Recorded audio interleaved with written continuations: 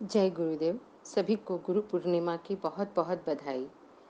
आज बड़े सौभाग्य से गुरु पूर्णिमा के अवसर पर गुरु और शिष्य के विषय में कुछ बातें करने का सौभाग्य प्राप्त हुआ। हम गुरु शिष्य की परंपरा को आगे बढ़ाएं, इससे पहले गुरु वंदना के द्वारा हम गुरु आवाहन करते हैं। ओम गुरु ब्रह्मा गुरु विष्णु गुरुरेव महेश्वरा गुरु साक्षात् परब्रह्मा तस्मै श्री गुरुवे नमः।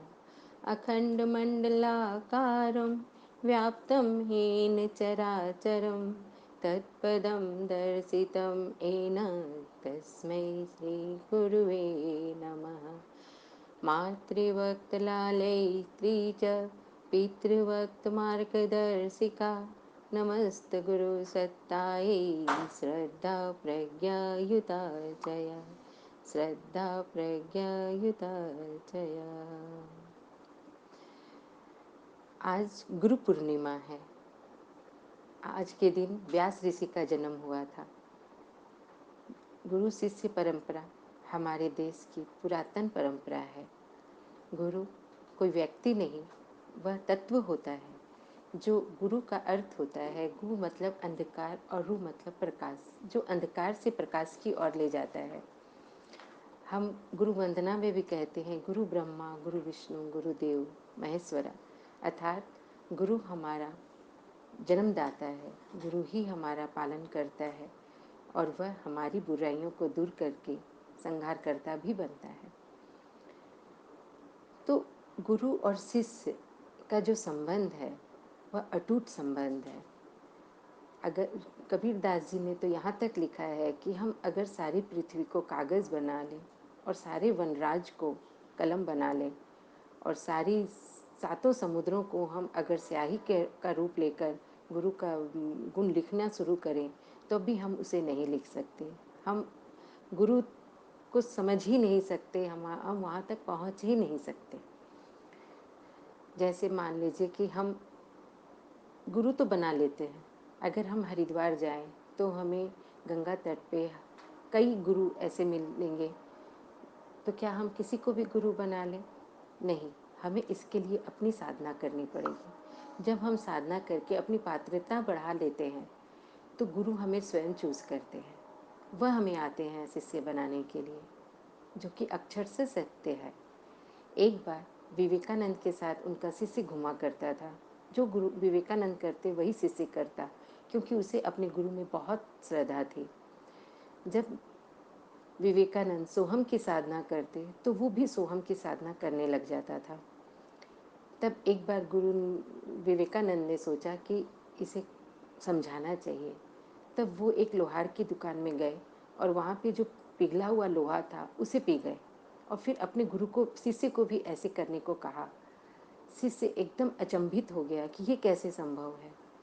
इसका अर्थ ये होता है कि हमें गुरु की क्रियाकलापों को नहीं, गुरु के आदर्शों को मानना चाहिए, क्योंकि गुरु जो कर रहे हैं वह तो ईश्वरीय शक्ति है उनके अंदर, और तब वो ऐसा कुछ करते हैं जिससे पूरे विश्व का कल्याण होता है। हमें वो जिस रास्ते पे चलाते हैं हमें उस रास्ते पे चलना चाहिए। अर्थात हमें गुरु को नहीं, गुरु की मानना चाहिए। हम गुरु को तो मानते हैं, उसकी पूजा करते हैं, आराधना करते हैं, साधना करते हैं, लेकिन उसकी नहीं मानते। हम सोचते हैं कि बस गुरु की पूजा किया, उनका पादुचरण की पूजा की और सब अभिष्ट फल हमें मिल जाए, जो कि सरासर गलत है। ये गुरु शिष्य का संबंध का अपमान ही है शायद, मेरे हिसाब से तो। क्योंकि मैं जब और हम जब गायत्री परिवार में आए और हमें गुरु मिला तो बहुत ऐसे ऐसे प्रसंग मेरे जीवन में घटे जिससे कि मुझे यह विश्वास हो गया कि गुरु सच में साक्षात भगवान होते हैं। हमारे अंदर के क्लेश को धोने वाले एकमात्र गुरु तत्व ही है, जिसको अगर हम श्रद्धा से मानते हैं तो वह धीरे धीरे हमें हमारी पात्रता को बढ़ाने लग जाते हैं। फिर श्री राम आचार्य शर्मा जी जैसे तपोनिष्ठ गुरु मिलना तो बहुत ही सौभाग्य की बात है।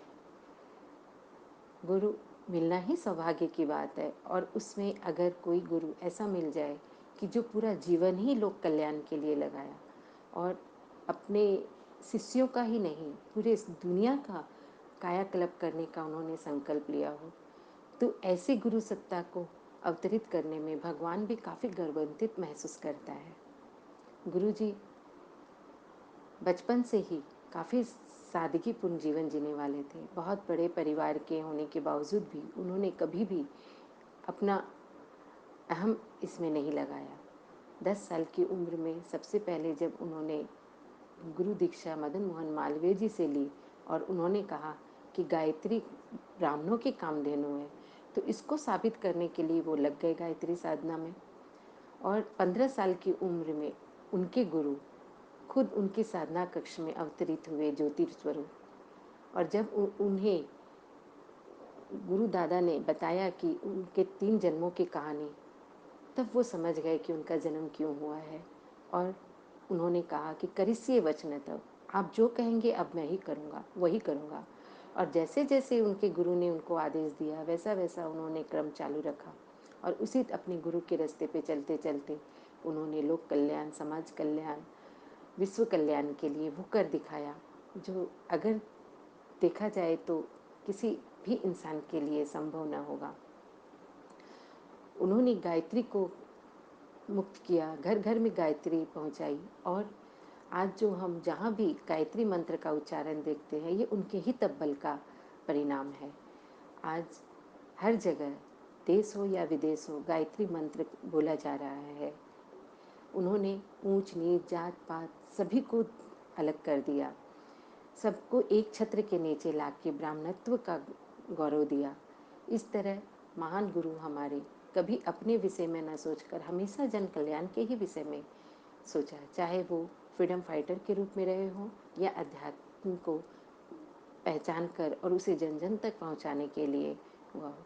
यहाँ तक कि जब भी माता जी महसूस करते हैं कि गुरुजी आज थके हुए हैं तो उन्हें कुछ अगर देना होता है या कुछ शरबत बना के उन्होंने देना होता है, ऐसे सोचते कि चलो इनसे उनकी थकान दूर हो जाएगी।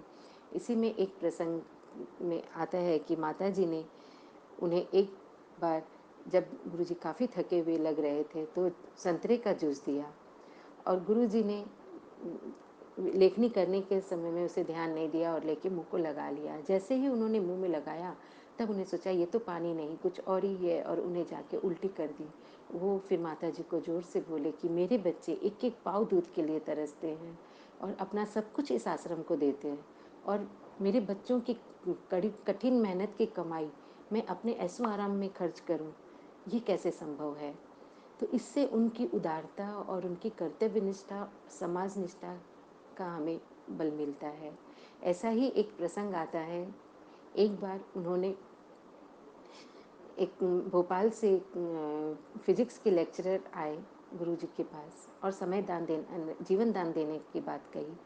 तो गुरुजी ने उससे पूछा बेटा तुम क्या कर रहे थे, तुम क्या कर सकते हो। तो बोले गुरुजी मैं तो वहाँ पढ़ाता था। तो गुरुजी ने बोला बेटा मैं तो यहाँ तो अभी हमारे पढ़ाने की कोई सुविधा है नहीं, हाँ मुझे एक ड्राइवर की ज़रूरत है, क्या तुम्हें गाड़ी चलानी आती है। तो उसने बोला हाँ गुरुजी मुझे गाड़ी चलानी आती है। तब गुरुजी ने बोला आज से हमारी गाड़ी तुम ही चलाओगे। ठीक है। फिर एक दिन वो जब आज गंगा तट से लौट के आ रहे थे तो रास्ते में ठेले लगे हुए थे तो वहाँ उसे डोसा खाने की इच्छा हुई। जैसे ही उन्होंने पॉकेट में हाथ डाला तो देखा कुछ भी 1 रुपया भी नहीं था। तो उन्हें बहुत दुख हुआ कि कहाँ तो मैं इतना बड़ा लेक्चरर था और कहाँ आज मुझे एक डोसे के लिए तरसना पड़ रहा है। खैर लंबी सांस लेके वे शांति कुंज को आए। उनके आते ही गुरुजी ने कहा बेटा गाड़ी निकालो, हमें ऋषिकेश जाना है। उन्होंने गाड़ी निकाली और माताजी और गुरुजी ऋषिकेश के लिए चल पड़े। आगे जाने के बाद गुरुजी ने बोला बेटा मद्रास कॉफ़ी में ले चलना। वो लेके गए और वहाँ पे बोला बेटा जा 3 डोसे का ऑर्डर करके आ। उन्होंने जाके 3 डोसे का ऑर्डर किया और जब डोसा लेके आए तो गुरुजी ने कहा बेटा मैं तो प्याज खाता नहीं, मेरा डोसा भी तू खा ले। माताजी ने भी ऐसे ही कहा। वो भैया कहते हैं कि उस दिन के बाद में मुझे कभी भी डोसा खाने की इच्छा पैदा नहीं हुई। कैसे उस मतलब अंतरात्मा से गुरुवर ने पहचान लिया कि यार मुझे डोसा खाने की इच्छा थी और मेरी इच्छा पूरी करने के लिए उन्होंने गाड़ी निकलवा के ऋषिकेश तक ले गए। तो इस तरह हम गुरु जो होते हैं ना, शिष्य के मन की बात खुद बिना बताए ही समझ जाते हैं।